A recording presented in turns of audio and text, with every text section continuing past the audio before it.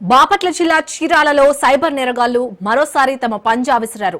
Retired ప్రభుత్వ వైద్యుడిని target చేసిన కేటుగాళ్లు మనీ లాండరింగ్ కేసులో ఆయన పేరు ఉందని నమ్మబలికి ఏకంగా 1,10,00,000 మోసపోయేలా చేశారు.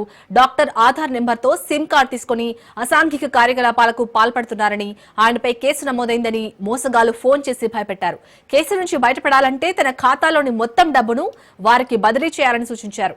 ఆర్బీఐ పేరుతో నకిలీ లేఖ పంపించి డబ్బు తిరిగి ఖాతాలో జమ చేస్తామని నమ్మబలికారు.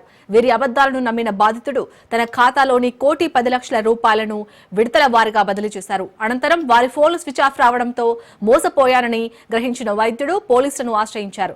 సైబర్ క్రైమ్ కేసు నమోదు చేసుకున్న పోలీసులు దర్యాప్తు చేపట్టారు. అపరిచితుల ఫోన్ కాల్స్ కు స్పందించకూడదని, ఆధార్, బ్యాంకు ఖాతా వివరాలు, ఓటీపీ వంటి వ్యక్తిగత సమాచారాన్ని ఎవరితోనూ పంచుకోవద్దని సీఐ సుబ్బారావు ప్రజలకు హెచ్చరికలు జారీ చేశారు.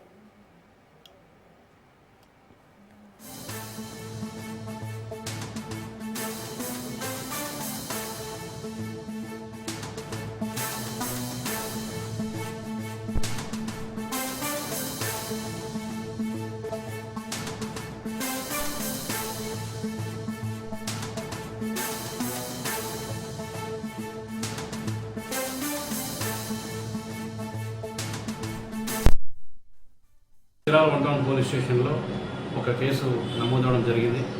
ఇదేంటి అంటే, ఒక రిటైర్డ్ డాక్టర్ గారికి ఒక అన్నోన్ నంబర్ నుంచి కాల్ వచ్చి మీ ఆధార్ మీద వేరే ఒక సిమ్ ఒకటి జనరేట్ అయింది, ఆ సిమ్ నుంచి ఇల్లీగల్ థింగ్స్కి సంబంధించినటువంటి మెసేజ్లు, హరాసింగ్ మెసేజ్లు వేరే వాళ్ళకి పంపించారు.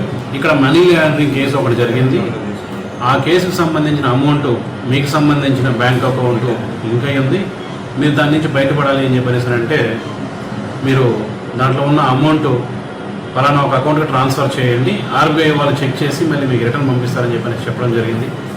అలా వీళ్ళు 1,10,00,000 రూపాయలు పంపించడం జరిగింది. ఇదంతా జరిగిన తర్వాత ఎంతకీ రెస్పాండ్ కాకపోయేసరికి వీళ్ళు మోసపోయాలని చెప్పేసి తెలుసుకొని వచ్చి కంప్లైంట్ ఇవ్వడం జరిగింది.